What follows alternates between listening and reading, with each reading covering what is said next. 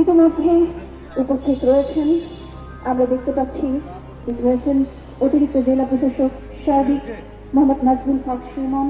যথাযোগ্য মর্যাদার সাথে আজকে পুষ্পস্তবক নিয়ে প্রস্তুতি নিয়েছেন। পুষ্পস্তবক অর্থনীতি পালন করতে ঠাকুরগাঁও হানাদার মুক্ত দিবস ৩ ডিসেম্বর পালন করতে পুষ্পস্তবক নিয়ে এগিয়ে চলেছেন ঠাকুরগাঁও জেলা প্রশাসক। ঠাকুরগাঁও জেলা প্রশাসন পুষ্পস্তবক অর্পণ করছেন যথাযোগ্য মর্যাদার সাথে। প্রতি বছরের ন্যায় এবছরও পুষ্পস্তবক অর্পণ করা শেষ। এগিয়ে ঠাকুরগাঁও জেলার শহীদ বীর মুক্তিযোদ্ধাদের নাম সম্বলিত স্মৃতি আয়োজন সম্পন্ন করেছেন।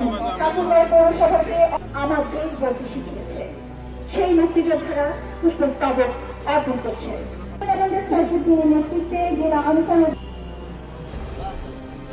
ঠাকুরগাঁও জেলার এগিয়ে চলেছেন। আমি নির্ভর করছি আমাদের দেশের উন্নয়ন। পুষ্পস্তবক নিয়ে সাধারণ সম্পাদক ঠাকুরগাঁও জেলা বিএনপি জনাব মোহাম্মদ ফায়জান আলী।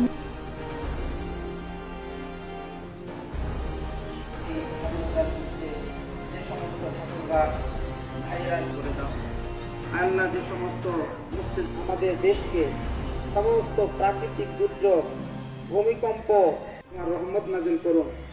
আল্লাহ আমাদের সবাইকে মিলে